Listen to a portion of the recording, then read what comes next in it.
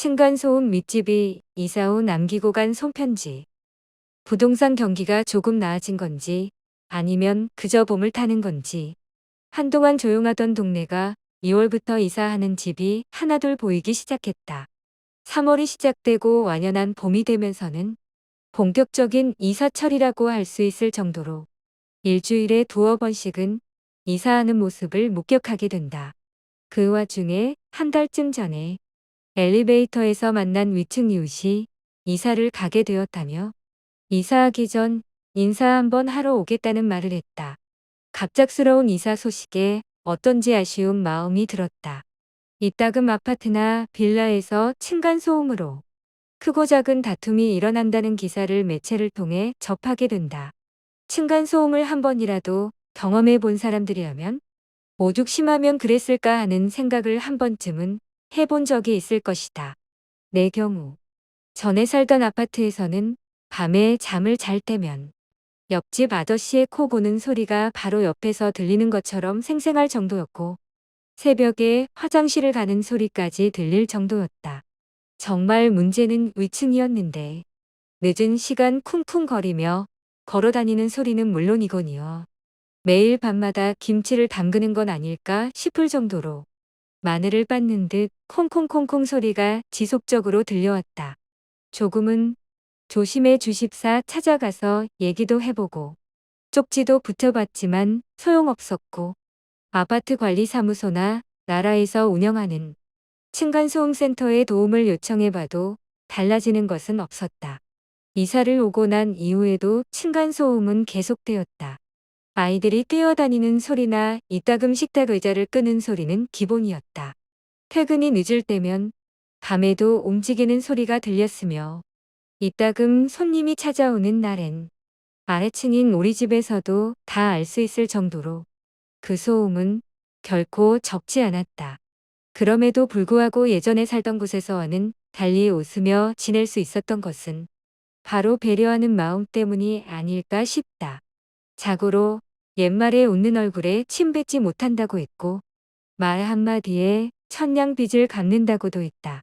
생활 속에서 발생되는 소음이야 어쩔 수 없지만 그 소음을 감당해야 하는 사람에게는 당연한 것이 아니다. 받아들일 수 있는 마음의 그릇은 상대방의 태도에 따라 달라질 수밖에 없다. 지금 사는 곳으로 이사 오고 며칠 지나지 않았을 때 바로 위층 이웃은 아이가 둘이라 이제 걷고 뛰기 시작할 거다. 조심하겠지만 혹 시끄러우면 언제든지 얘기해 달라며 한껏 미안한 얼굴을 하고 돌잔치의 답례품으로 준비했을 떡과 수건을 들고 내려왔다. 앞서 언급했던 것처럼 우려했던 대로 시간이 지날수록 아이의 발소리는 커졌고 그런 아이를 따라다니는 어른들의 발소리도 함께 커졌다. 이후 사사로운 만남을 갖진 않았지만 오가며 마주칠 때마다 미처 인지하지 못한 채 발생되는 소음에 대한 사과를 전하고 그런 사과를 받는 나는 괜찮으니 걱정하지 말라는 말로 인사를 대신했다.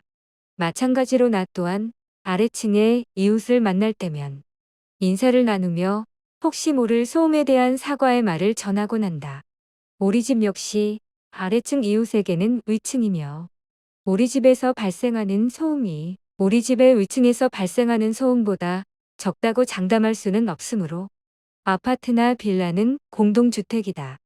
여러 이웃과 함께 같은 건물에 살고 있는 한 소음은 얼마든지 발생될 수 있다.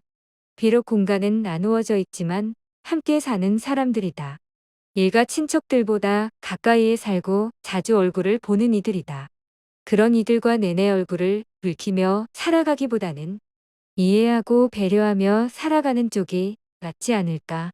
이해받기 위해서는 나부터 상대를 배려해야 한다. 내 아래층을 배려하고 나의 옆집을 배려하는 마음 말이다.